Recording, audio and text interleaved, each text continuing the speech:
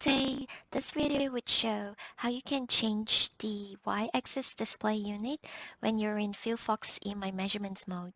So this is the default setup, and if you notice at the top left corner, the unit is displayed as dB microvolts. That's the default setting. Now let's just have a quick look at the other units that are available.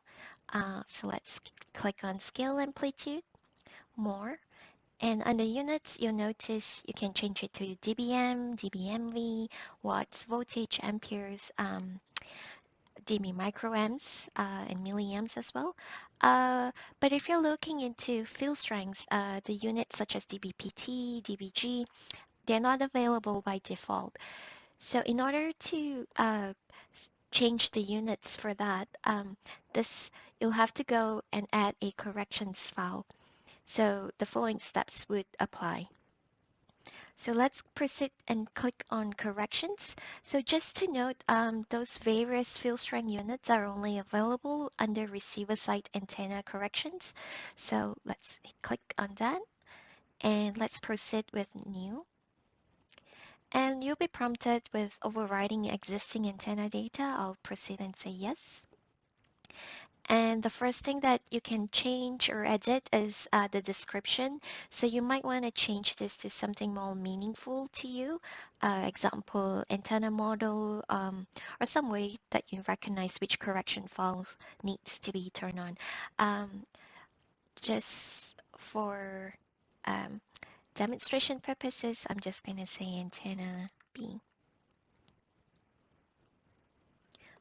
And perhaps correction factor.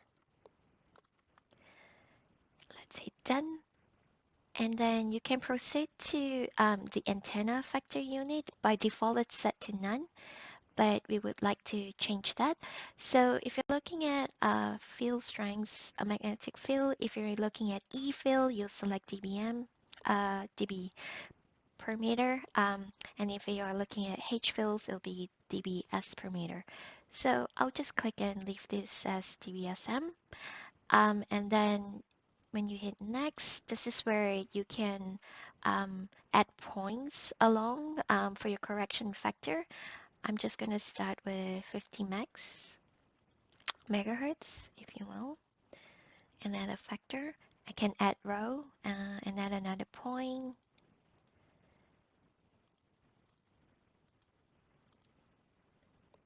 And you can go ahead and add as many rows as you need. And if you made a mistake and you want to delete, you could always delete one. So I'm happy with the few factors I've entered. So I'm just going to hit done. And I'll just save this antenna correction factor in case I need to recall it. So let's put this as antenna B correction factor.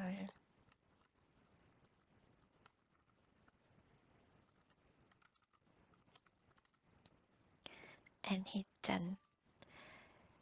So by default, this file is saved internally to FieldFox. If you'd like to save this to a USB thumb drive or a micro SD card, you can go ahead and select the appropriate destination. So now that I have this set up, I can go ahead and turn it on.